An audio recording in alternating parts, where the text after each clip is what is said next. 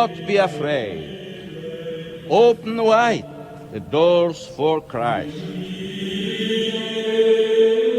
Papa João Paulo II, o construtor de pontes, em memória. A viagem à terra do Papa João Paulo II chegou ao fim, mas as mudanças que ele trouxe à Igreja e ao mundo sobreviverão. Acho que um dos maiores papas de todos os tempos. Ele teve um efeito em nossa época que poucos indivíduos tiveram. Existe poder no papado, mas o poder de João Paulo veio de grande parte de sua própria vontade, de sua força pessoal. Ele talvez foi o maior lutador pela liberdade de sua geração. Como ele será lembrado? Eu diria que o chamarão de Papa Público. A frase mais apta seria João Paulo, o Comunicador. Eu gosto muito de João Paulo o Grande. Na história da Igreja, eu sei que isso não foi muito usado. Ele é apenas o quarto Papa em que seria usado. Quando usamos o termo grande, significa que ele foi pontífice em uma época de transição. Uma transição que sempre teve proporções imensas. Este Papa com certeza foi isso. Os primeiros anos. Karol Józef Wojtyła nasceu em 18 de maio de 1920 na cidade de Wadowice, no sudeste da Polônia. Seu pai era oficial do exército. Sua mãe, uma mulher frágil que às vezes trabalhava como costureira. Seu irmão mais velho conseguiu se tornar médico. Como muitos meninos poloneses, Karol se tornou coroinha. Ele também trabalhou como mensageiro para uma companhia de teatro local. A experiência iniciou seu amor eterno pelo teatro. Aos 9 anos, ele experimentou a tragédia pela primeira vez com a morte de sua mãe. Depois, aos 15 anos, ele entrou para a escola de teatro, fazendo papéis principais, até dirigindo. Ele também se sobressaiu academicamente. Quando ele se formou no colegial, ele foi o orador de sua classe. E um arcebispo ficou tão impressionado com seu discurso e também com sua ficha escolar que o convidou durante o almoço para se tornar padre. Ele não quis. Ele queria ser ator. Ele fez literatura polonesa na faculdade e, como era exigido de todo jovem, ele se alistou no exército. Um atleta ávido, ele tocava violão e jogava xadrez. Escrevia poemas e peças. Quando ele fez 19 anos, o mundo deu uma virada terrível e violenta. Em setembro de 1939, os alemães abriram fogo contra a Polônia e rapidamente assumiram controle brutal sobre ela. Havia começado a Segunda Guerra Mundial. O jovem Karol para sempre se lembraria do terror ao ver seus amigos, vizinhos e professores serem retirados de suas casas e nunca terem voltado. Em 1941, seu pai faleceu. Por um tempo, Karol buscou conforto atuando em um grupo teatral clandestino. E aí ele descobriu sua verdadeira vocação. Ele se uniu a um seminário clandestino para estudar para o sacerdócio. Ele também trabalhou em uma pedreira, seguindo a exigência dos nazistas. Em 1945, tropas soviéticas expulsaram os alemães da Polônia. Mas os soviéticos tinham sua própria marca de tirania para tratar os poloneses. Karol Wojtyła se tornou padre no ano seguinte. Sua vida na igreja se tornou para sempre vivida por regras opressoras em sua terra natal. Ele saiu de uma situação e foi treinado e formado em uma situação onde a discordância era um luxo, onde não deveria haver rachaduras em nossas vidas, nenhuma rachadura em nossa defesa comum, porque era basicamente nós contra eles. Quando se está em uma situação como essa, que é mais vida e morte do que divergência ou até democracia, se quer saber é um luxo. Não conseguimos suportar isso, e ele, obviamente, retransmitiu isso quando ele se tornou Papa. Um pouco dessa determinação veio, sem dúvida, dessas experiências na Polônia, onde era um mundo totalmente muito diferente. Aos 38 anos, ele se tornou bispo auxiliar, um dos mais jovens do mundo. Aos 43, ele foi elevado a arcebispo de Cracóvia. E aos 47, o Papa Paulo VI o nomeou cardeal, um príncipe da igreja, podendo votar para o próximo Papa. O cardeal Wojtyła se tornou um homem respeitável na igreja, preocupado pelo homem comum.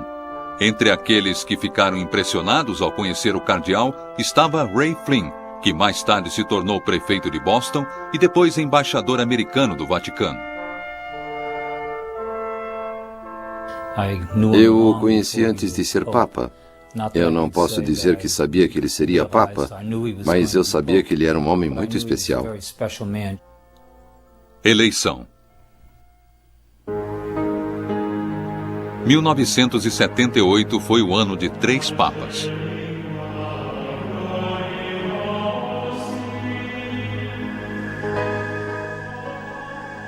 O Papa Paulo VI morreu em agosto, após 15 anos de pontífice. Ele foi sucedido por um cardeal italiano que tomou o nome de João Paulo, como seus 2 antecessores, mas ele faleceu apenas 33 dias depois. Karol Wojtyła e os cardeais se reuniram novamente para escolherem um sucessor. A fumaça branca significava que uma decisão havia sido tomada.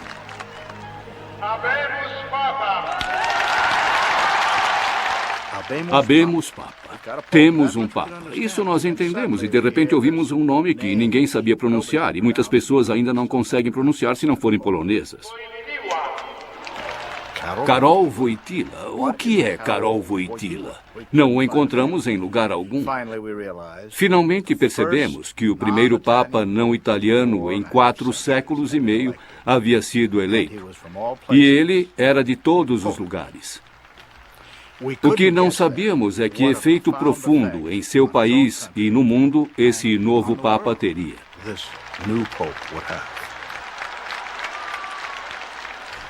Eu era um jovem assistente na Arquidiocese de St. Louis e soube disso e consigo me lembrar que houve quase um senso de desafio, um senso de emoção, animação, um novo interesse, uma nova esperança. Mas parecia no início que o que a igreja e os cardeais iriam dizer era: não vamos fazer as coisas como sempre?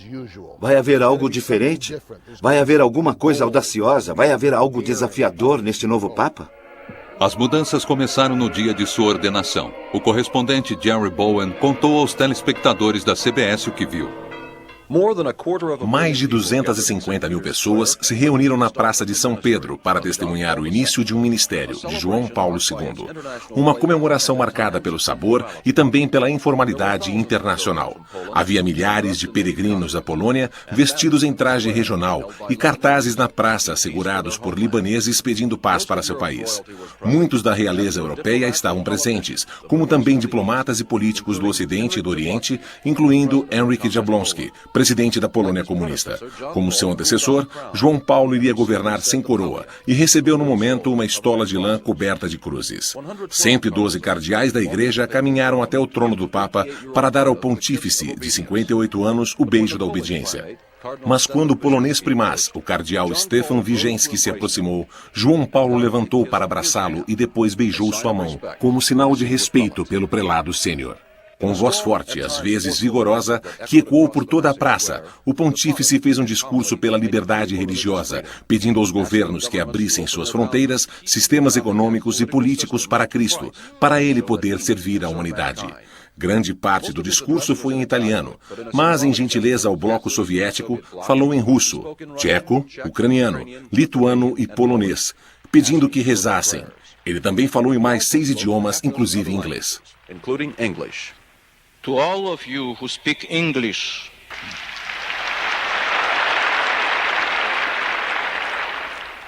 may Christ give you His grace and His peace, overturning the barriers of division and making all things one in Him.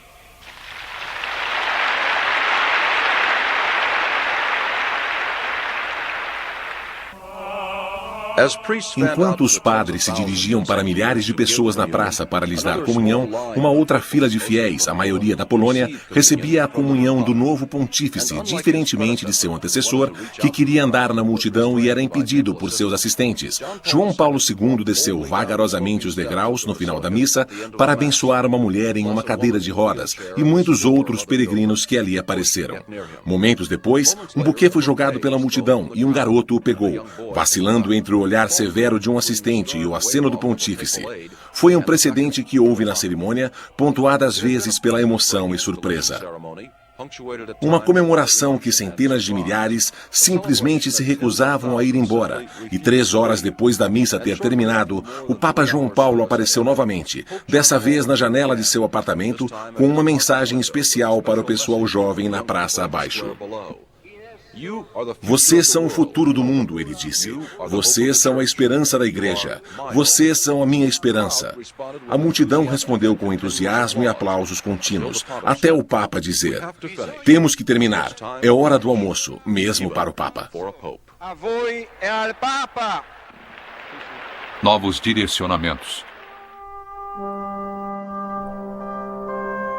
Ele herdou uma igreja que havia começado uma mudança de curso uma década antes. As novas direções foram estabelecidas por uma reunião extraordinária chamada Vaticano II. Vaticano II foi a coisa mais revolucionária que aconteceu em toda a história da Igreja. Foi um parlamento onde os bispos do mundo foram reunidos por João XXIII em 1962. Por 4 anos, 2.200 bispos do mundo inteiro reescreveram uma carta à Igreja, tentando torná-la mais uma igreja de amor e não uma igreja de leis. Entre as mudanças mais visíveis trazidas pelo Vaticano II, os bilhões de católicos no mundo podiam celebrar a missa em sua própria língua além do latim. Eles podiam comer carne às sextas, mas para muitos o afrouxamento das antigas regras foi longe demais. Segundo alguns, a igreja estava infectada com muita liberdade. E aí veio João Paulo II e concordou com essas pessoas que a igreja tinha ido longe demais, que ela estava tendo muita liberdade, e ele tentou ser mais severo. E com isso ele quis dizer uma virada, um enfrentamento. A igreja estava indo para uma direção e João Paulo II indo para outra direção. O novo Papa apoiou o pedido do Vaticano II por ecumenismo, a harmonia na igreja entre cristãos e não cristãos. Mas enquanto muitos esperavam mais flexibilidade na doutrina da Igreja, o Papa João Paulo não fez nada. E mesmo custando alguns devotos alienados, ele ficou realmente contra o que ele chamava de cultura da morte, que incluía o controle de natalidade artificial, eutanásia, pena de morte e principalmente aborto. Nesse ponto, ele criticou especialmente os Estados Unidos. Ele conseguiu reunir americanos em uma missa em um estádio de futebol em 1995. Sadly, today a new class of people is being excluded. When the unborn child, a stranger in the womb, is declared to be beyond the protection of society, not only are America's deepest traditions radically undermined and endangered, but a moral blight is brought upon society.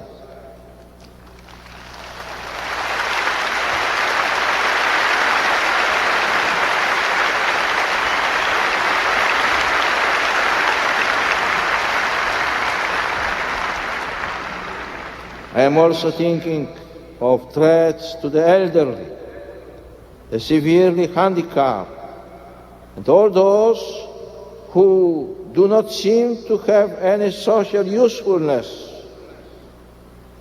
When innocent human beings are declared inconvenient or burdensome, and thus unworthy of legal and social protection, grievous damage is done to the moral foundations of the democratic society community. The right to life is the first of all rights. It is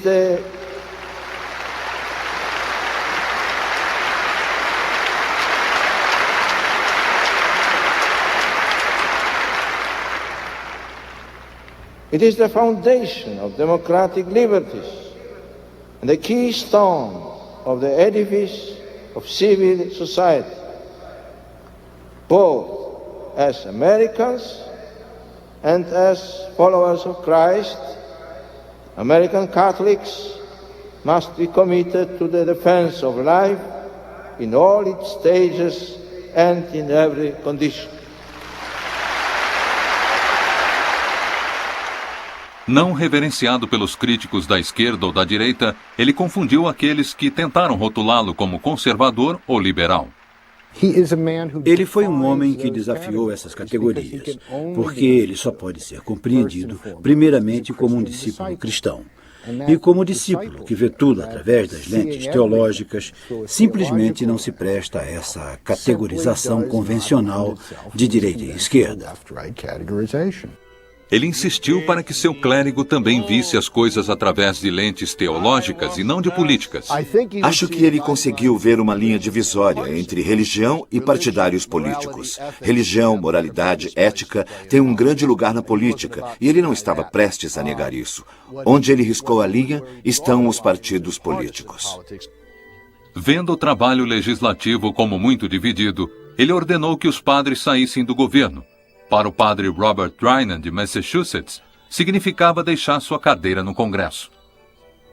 Como uma pessoa de fé, eu devo acreditar que existe um trabalho para eu fazer que será mais importante que o trabalho que me exigem deixar.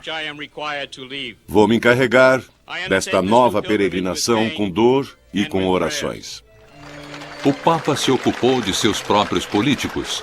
Era potente e abalou os alicerces do poder mundial. Comunismo.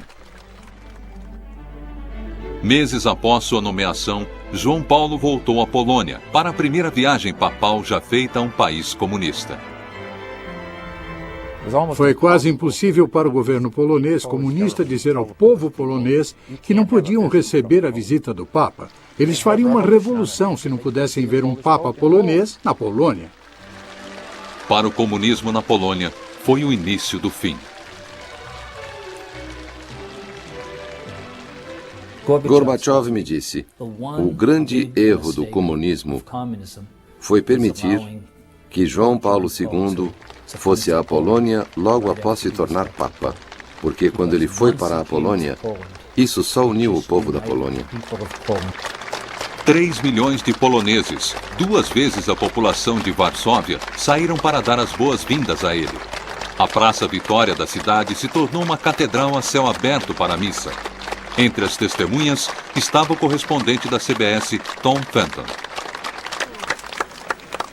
O sermão dele foi tudo o que a multidão estava esperando.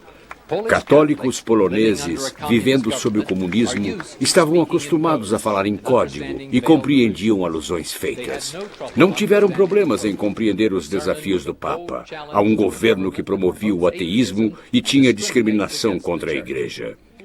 Cristo, ele disse à multidão que aguardava, não pode ser excluído da história da raça humana em nenhuma época ou nenhum lugar. Isso foi o bastante para a multidão explodir. Muitos aplausos foram dados na praça. O Papa ouviu a resposta emocionada da multidão e ficou comovido. A multidão cantou espontaneamente: "Queremos Deus em nossos livros poloneses. Queremos Deus em nossos livros poloneses." Eu soube naquele momento que tudo havia mudado, que nada seria o mesmo novamente. A visita inspirou os poloneses a se unirem contra o regime comunista. Trabalhadores criaram um movimento independente chamado Solidariedade no ano seguinte. E no comando estava Lech Wałęsa, um jovem eletricista do estaleiro. Solidariedade fez uma greve em Gdansk, local do maior estaleiro da Polônia. Logo toda a nação foi cometida de greves e revoltas. Um ano depois do movimento ter iniciado, já tinham cerca de 10 milhões de associados. Em dezembro de 1981, o governo polonês interditou Solidariedade e impôs a lei marcial.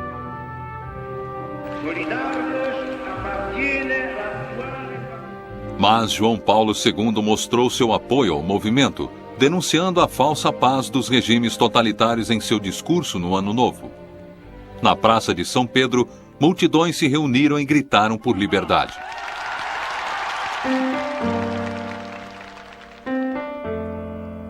O Papa voltou à Polônia em 1983, quando o país ainda estava sob a lei marcial, ocupada por seu exército.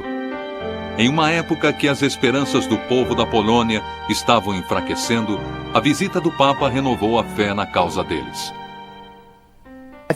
Acho que o momento que mais me impressionou foi uma multidão de centenas de milhares que ao mesmo tempo faziam o sinal de V. Foi impressionante. Eu sabia que os poloneses nunca desistiriam, que os comunistas nunca venceriam e que era só uma questão de tempo antes da coisa toda desmoronar. Quando João Paulo voltou à Polônia em 1987, o cenário havia mudado drasticamente. Seria necessário outro empurrão do Papa para derrubar o regime, e não havia lugar melhor para isso do que a cidade de Gdansk, o lugar de origem do Solidariedade. Em suas primeiras viagens, o governo se recusou a deixar ele ir lá. Desta vez, de má vontade, eles cederam. Acho que pensavam que podiam controlar. Acho que pensaram, ele não esteve lá, ele quer ir lá, ele tem mesmo que ir lá. Vamos tentar abafar isso. Então, eles basicamente fecharam a cidade. Havia bloqueios nas ruas por todo lugar. Eles tentaram limitar os números. Mas fora, neste campo, qual era o tamanho da multidão? 500 mil? 1 milhão? Quem sabe? Maior que a população da cidade.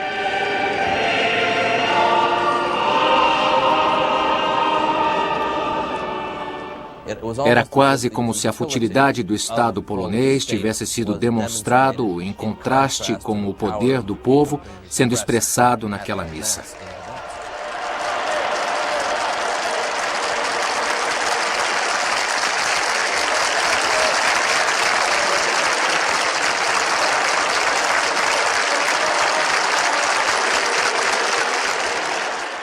O altar foi construído em forma de uma grande proa de um navio. A referência do estaleiro estava por todo lugar.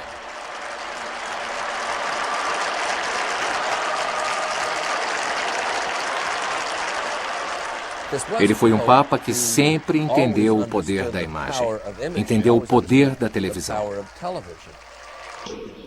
O Papa nunca se referiu ao grupo de trabalhadores interditado diretamente, mas em grande apoio aos trabalhadores, a palavra que ele usou repetidamente foi solidariedade.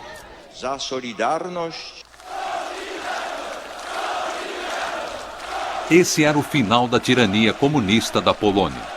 Ele sofreu o impacto de bater de frente com o velho regime. Ele era uma pessoa incrível, não era só a força de sua personalidade, era seu polimento, era seu catolicismo. Ele fala com os poloneses como ninguém mais conseguiria. Uma nova rodada de greves levou os poloneses diretamente à urna eleitoral. Em 1989, eles tiveram a primeira disputa eleitoral livre desde a Segunda Guerra Mundial. Solidariedade teve uma vitória esmagadora. Foi uma vitória que o Papa alegou apenas um papel modesto. E, como ele disse, o comunismo em algum ponto foi implodido com seu próprio consentimento. Ele disse, a árvore estava podre, eu só dei uma chacoalhada.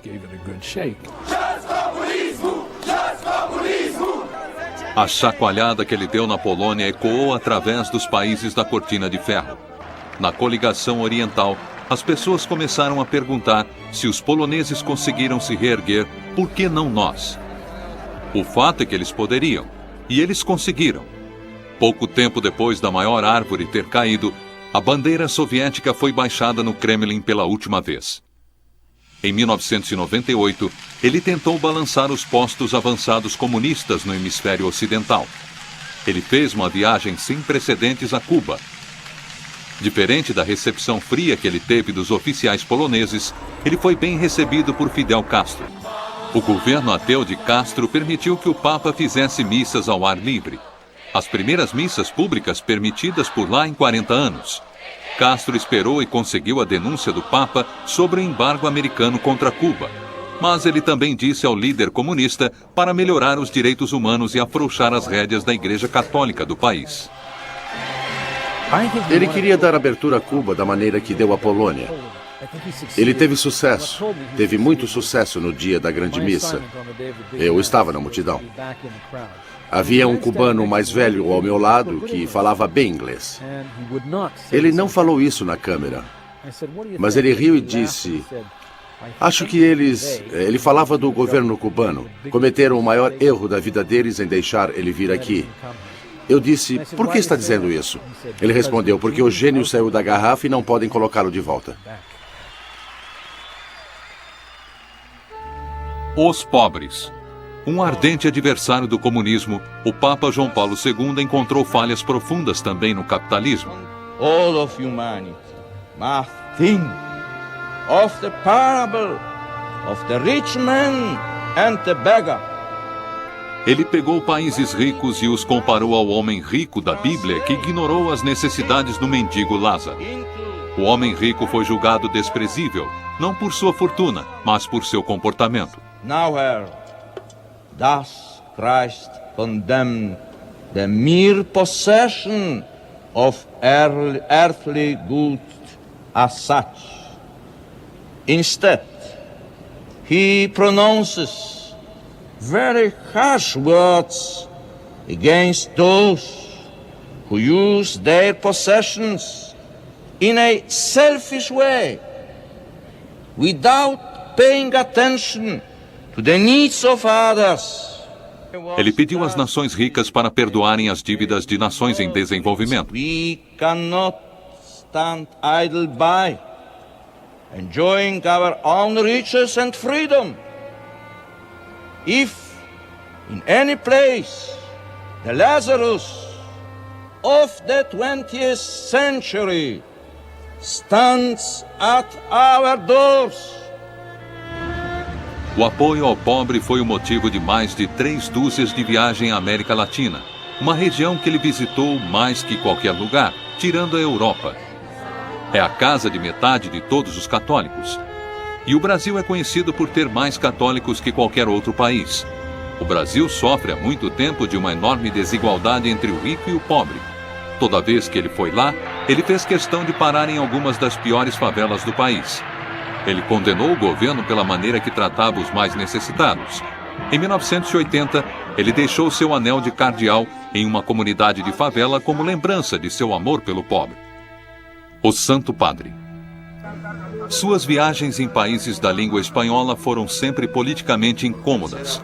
Em sua primeira viagem à América Latina, ele deixou os líderes da igreja atônitos, denunciando a liberação da teologia da libertação. A teologia da libertação mistura catolicismo com atividade marxista. Muitos na América Latina viram isso como uma forma de sair da pobreza e impotência. Mas para o Papa João Paulo isso foi contrário à missão espiritual da igreja, e líderes que continuaram apoiando isso foram substituídos. O confronto mais direto entre o Papa e os líderes de esquerda foi em Nicarágua, em 1983. Na chegada, ele repreendeu um padre que havia se recusado a deixar o governo. Mas o pior atrito foi mais tarde. O altar para a missa estava cheio de imagens revolucionárias, mas um símbolo estava faltando de propósito. Não havia uma cruz. Manifestantes que aparentemente apoiavam o governo gritavam: "Queremos paz". Logo o Papa deu um basta. Silêncio, ele exigiu. La primera que quiere la paz es la Iglesia. A primeira que quer a paz, ele disse, é a igreja. Ele foi tratado com mais respeito em 1996, quando voltou a Nicarágua, agora com uma administração mais cordial.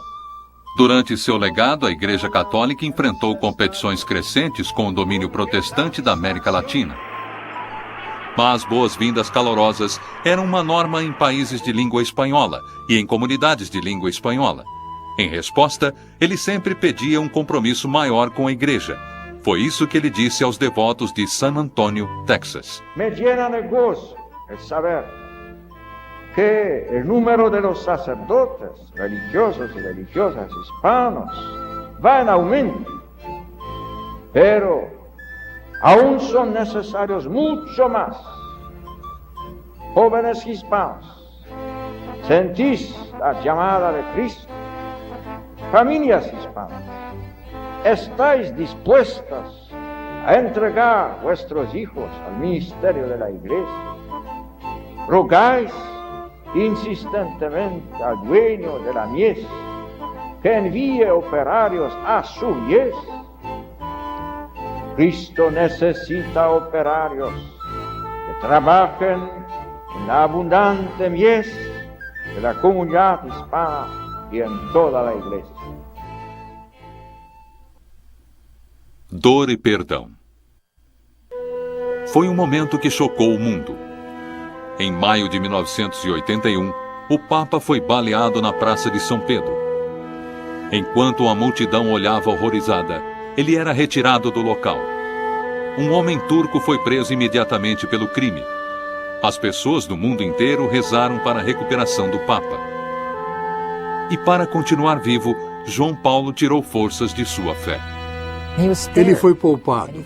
Ele achou que foi um milagre e falou muito sobre isso. Ele disse ao mesmo tempo, sabe, fomos todos poupados. O ferimento o deixou 22 dias hospitalizado, mas com velocidade e vigor incríveis, ele continuou de onde parou. Eu acho que quando ele sobreviveu àquela tentativa de assassinato, ele ficou maior aos seus próprios olhos, como também aos olhos do mundo. E aí, ele se tornou mais forte de muitas maneiras. Eventualmente, ele deu um passo notável.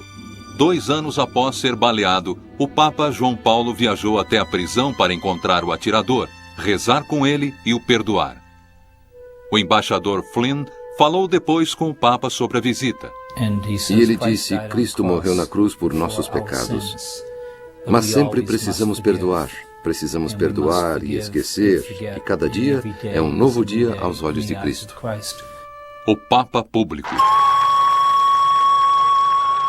No ano seguinte à tentativa de assassinato, João Paulo retomou a agenda de viagens mais cansativa que qualquer Papa já fez. No geral, ele fez mais de 90 viagens em mais de 120 países. Na chegada, um gesto familiar. Ajoelhava no chão e o beijava. Anos mais tarde, quando isso se tornou muito difícil, o chão era trazido até ele. Uma simples mensagem: respeito pelo país e seu povo.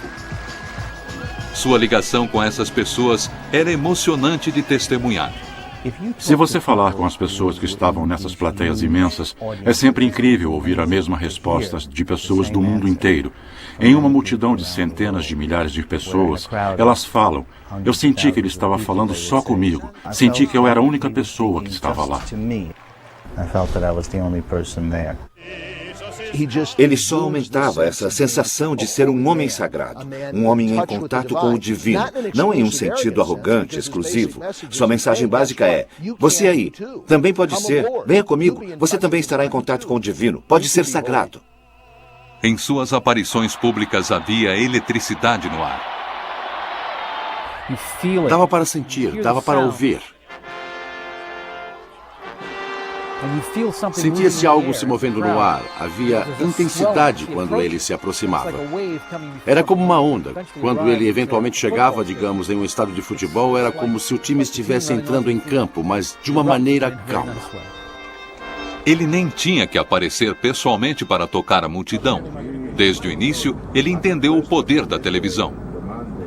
Aconteceu no primeiro dia que ele apareceu na Praça de São Pedro como Papa. Ele saiu naquela sacada e pôde ver 7 câmeras de televisão voltadas para ele. E tenho certeza que a luz iluminou sua cabeça. Nossa, que púlpito bom eu tive! Isso é uma coisa nova, a televisão. Posso estar aqui, posso estar em qualquer lugar do mundo ao mesmo tempo.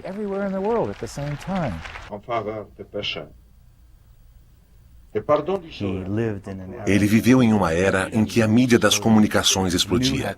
Ele sabia como tirar vantagem disso para seus próprios objetivos, os objetivos da igreja. E às vezes isso até significava deixar as câmeras de TV entrarem além das cenas em Roma. O repórter da CBS, Charles Kuralt, levou os telespectadores para dentro do Vaticano em 1988. No terceiro andar do apartamento do Papa está a Praça de São Pedro. A sala oficial do Papa João Paulo II está vazia nessa hora. E a janela mais famosa do mundo, em que ele aparece para abençoar multidões, não tem nenhuma multidão a essa hora. Muitos em Roma ainda estão dormindo.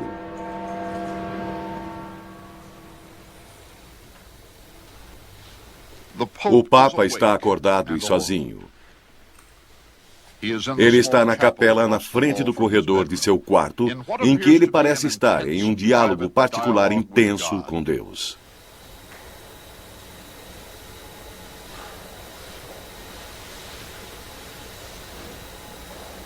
Esse é o único momento em particular que ele terá o dia todo. Às 7 da manhã, precisamente, chegam alguns convidados para uma pequena missa com o sucessor de São Pedro. Os convidados vêm toda manhã. Hoje são visitantes da França.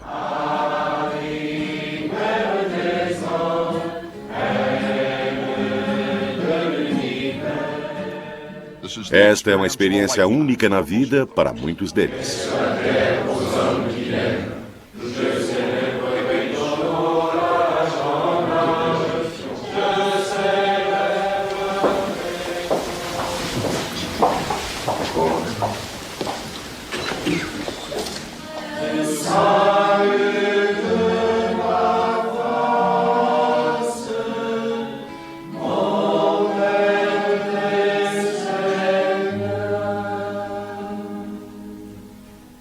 Aqui, neste pequeno quarto, de madrugada, o líder espiritual de 850 milhões de católicos romanos ganha energia para o outro dia.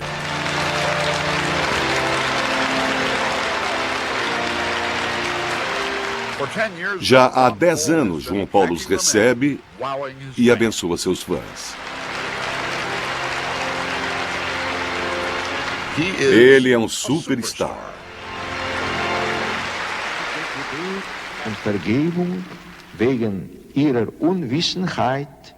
Seja qual for o idioma, ele se esforça para falar com você. Ele é o Papa mais público. Qualquer um que quiser pode vir aqui vê-lo toda quarta-feira. A não ser, é claro, que ele esteja viajando pelo mundo fazendo visitas. Mais pessoas comuns viram o Papa João Paulo II ao vivo do que todos os papas anteriores da história.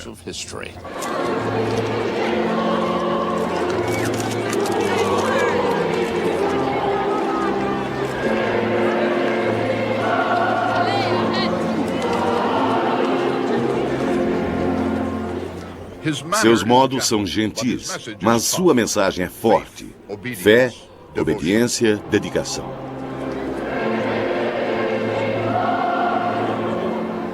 Ele brinca com a multidão, mas ele prega a disciplina. Ele sabe o que faz. É um antigo ator. Ele precisa de contato visual com o público como um ator de palco. Ele não é ator de cinema ou de TV, é de palco. Ele consegue atrair o olhar de todas as pessoas que estão lá. Todas acham que ele está olhando para elas. Cada uma acha que ele está olhando para elas. O Wilton Wynn é repórter no Vaticano há mais de 30 anos. Me parece que ele tem muito pouca privacidade, quer dizer, ele está sempre com pessoas, não? Seu café da manhã é sempre trabalhando, seu almoço é trabalhando, seu jantar também é trabalhando. Ele recebe as pessoas durante o tempo todo.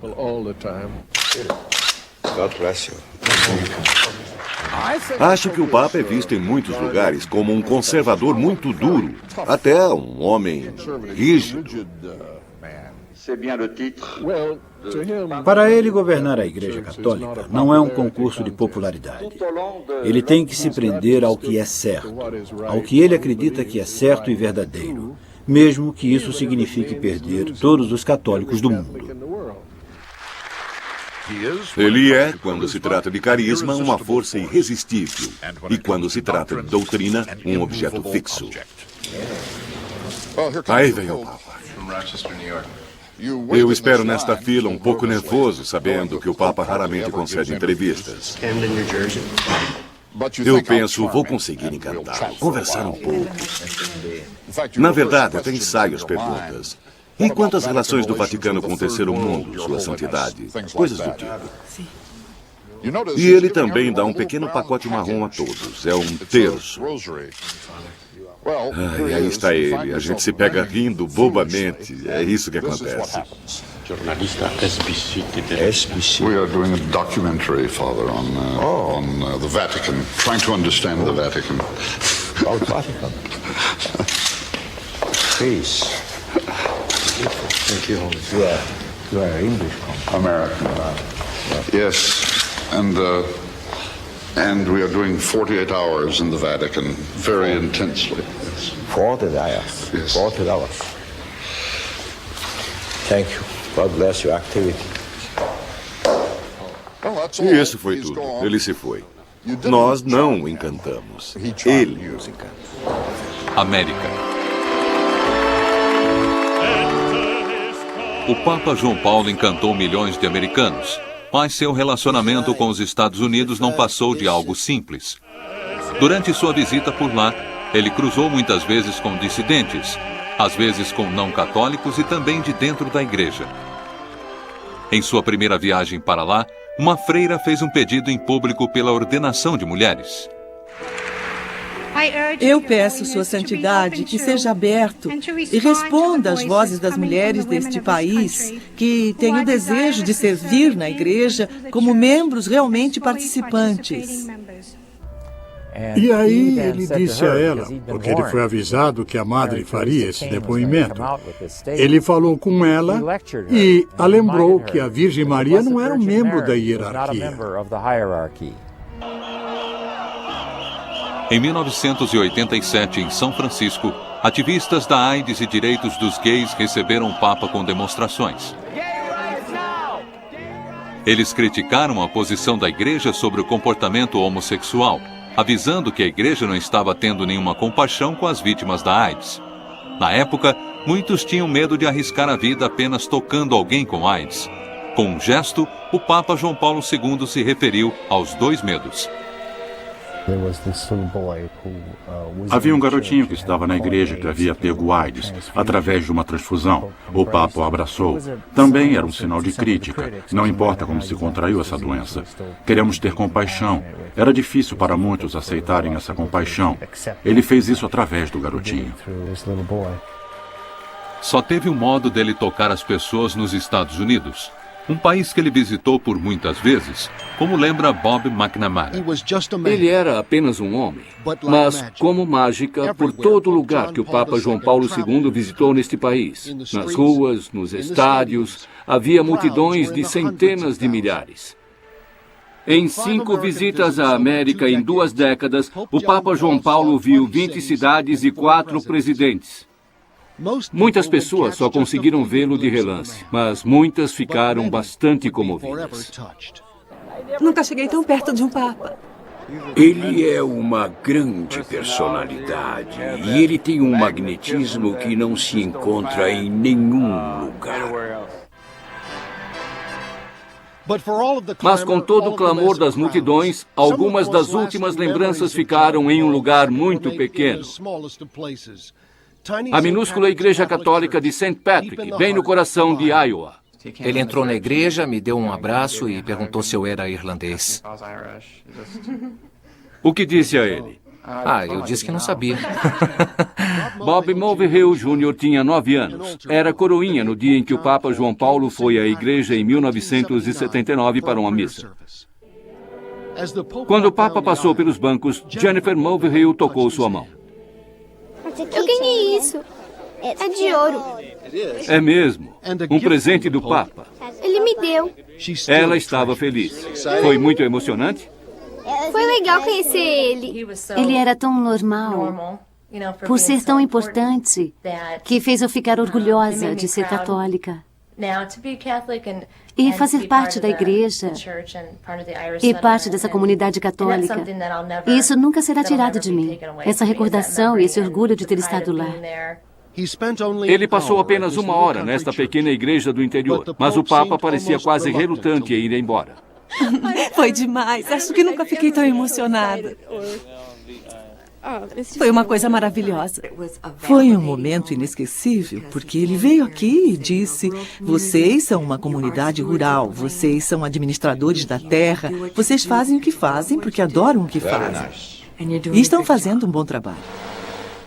Mas a fazenda dos Mulvey Hill foi perdida, como centenas de outras com a crise financeira das terras nos anos 80. Mas a fé que tinham no dia em que o Papa veio é a mesma. A nossa vida não está nada diferente por causa disso, mas agradecemos como ela foi especial. Desde sua primeira visita a este país, a frágil figura que era em sua última viagem para cá, toda a pompa e coreografia de cada evento papal nunca conseguiram camuflar o fato que o homem mais sagrado da Igreja Católica era, acima de tudo, um homem humilde. Os jovens. As crianças cujas vidas ele tocou em Iowa em 1979 demonstra a ligação especial que ele sempre teve com os jovens. Um dia antes, ele os encontrou em Manhattan. Cobrindo a história para o New York Times estava Robert Blair Kaiser. Eu fui mandado para o Madison Square Garden, onde 20.000 adolescentes entusiasmados estavam lá esperando o Papa chegar.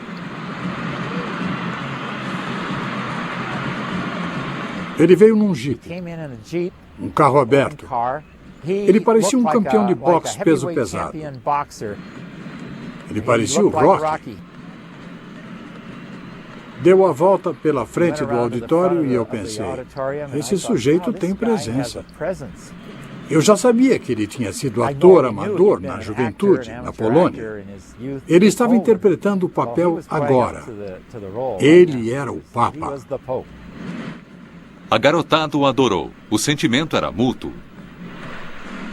Ele começou a falar,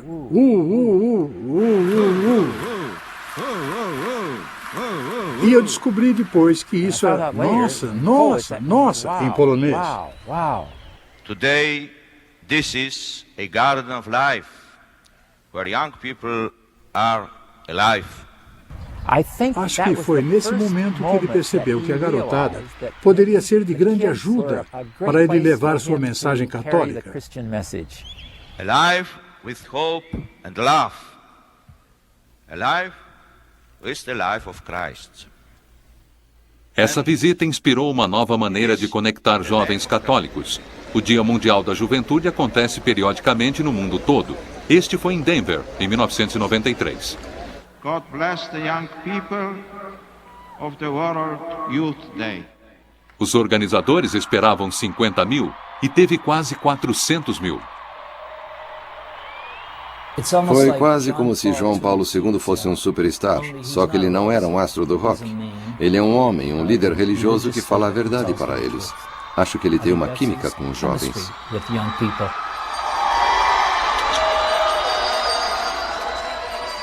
Força. Quanto mais fraco fisicamente, sua força pessoal era o que mais impressionava.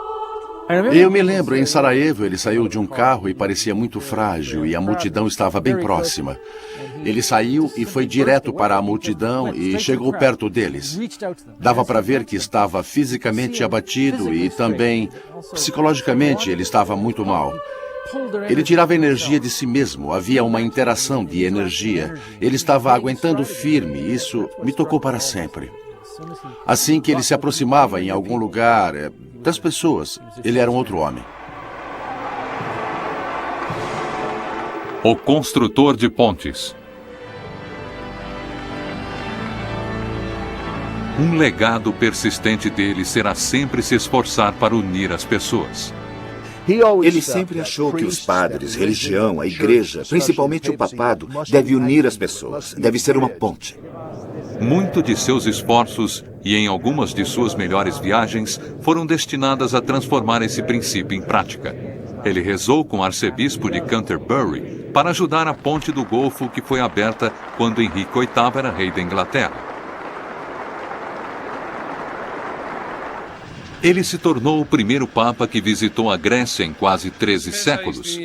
Lá ele pediu desculpas pelas transgressões católicas contra a Igreja Ortodoxa. Na Síria, ele se tornou o primeiro Papa a entrar em uma mesquita. Mas de todas suas viagens, uma das mais marcantes foi uma das mais curtas. Mark Phillips cobriu a história para a CBS News. Para o Papa João Paulo, que viajava para tão longe e tão frequentemente, esta viagem do Vaticano para a principal sinagoga de Roma foi maior que qualquer outra. Foi uma visita que o Papa quis fazer para dar ímpeto ao documento de 20 anos do Vaticano II, que absolvia os judeus de qualquer responsabilidade pela morte de Cristo. Era uma esperança que os judeus italianos também tinham. Os cristãos, ao verem um papa entrar em uma sinagoga e recitar um salmo na sinagoga, provavelmente achariam mais difícil acreditar que os judeus eram um povo maldito. Hoje o Papa entrou em uma sinagoga e recitou um salmo. E ele fez mais. Ele citou o documento Vaticano II, dizendo que deplorava o ódio, perseguições e antissemitismo diretamente contra os judeus em qualquer época por qualquer um. Ele repetiu, por qualquer um.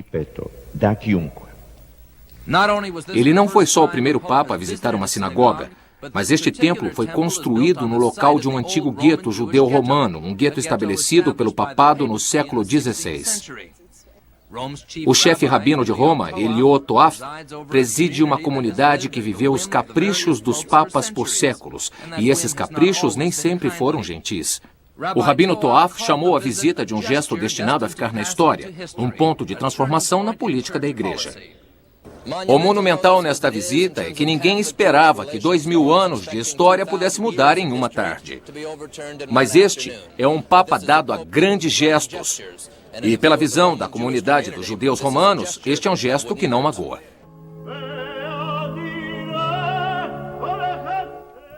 O Papa João Paulo não concorda com a falta de reconhecimento oficial de Israel pelo Vaticano.